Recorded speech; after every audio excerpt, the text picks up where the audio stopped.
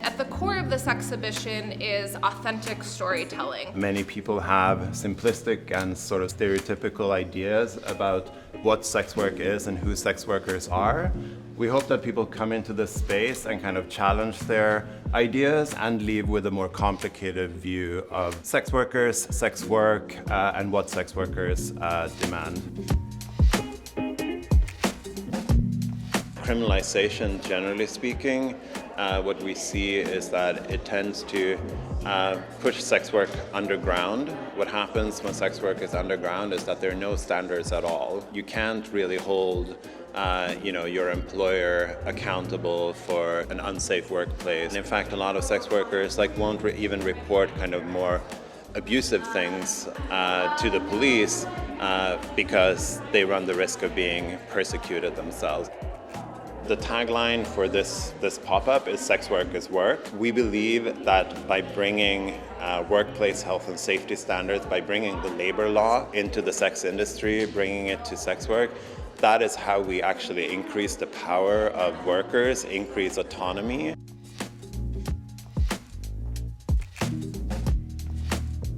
I hope everyone loves my art and makes them laugh and makes them think. As a comedian, I really try to bring levity to the work that we do. People see my presence as an opportunity to shame me, to degrade me, to talk about me. What I really want to do is celebrate the people who do this work and let us have a laugh, because celebration is an act of resistance. My name is Empress Wu. I'm an organizer with Red Canary Song, which I think congregated in 2017 around the death of a migrant massage parlor laborer whose name was Young Song. Her story highlights the intersection of so many different populations and identities, specifically that of a person of color doing sex work in New York, that of a person who is a migrant laborer doing sex work in New York, that of a person who doesn't have citizenship doing labor in New York, that of a person who doesn't speak the language very well. In places like the United States, where there's kind of a conflation of economic marginalization and racial injustices, and also gender injustices, we see that the most marginalized tend to be women of color, in particular Black women, trans women, also very marginalized in sex work.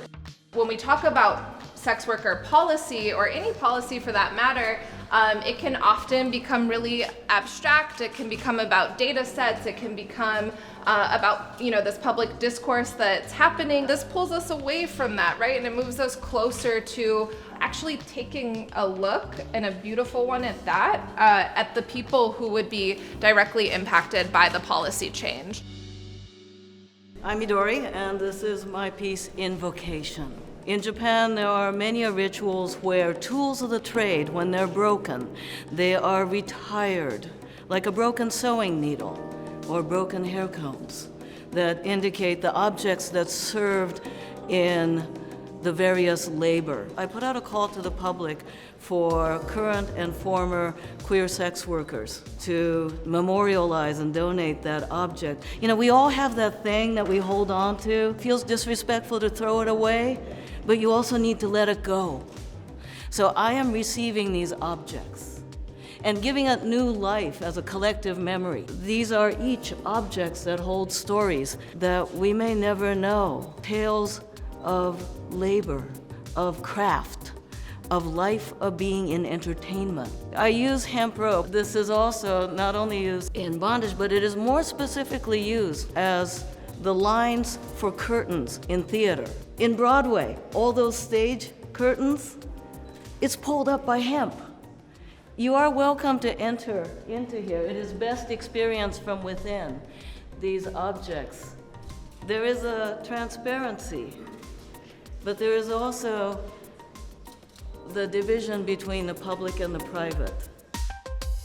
This red umbrella was first used by sex workers since 2001. The red symbolizes beauty, and the umbrella symbolizes strength. This is a global symbol of sex worker organizers and sex worker rights across the globe. You probably know a sex worker. Just have a consideration for the world we live in that is really whorephobic and doesn't make it safe for people to be out. This is a poem about me and you especially, who I have not yet met, the sisterhood behind closed doors, beneath mood lighting, how your work is miscalculated, the quiet eruption of underground volcanoes, the way we were never meant to be seen.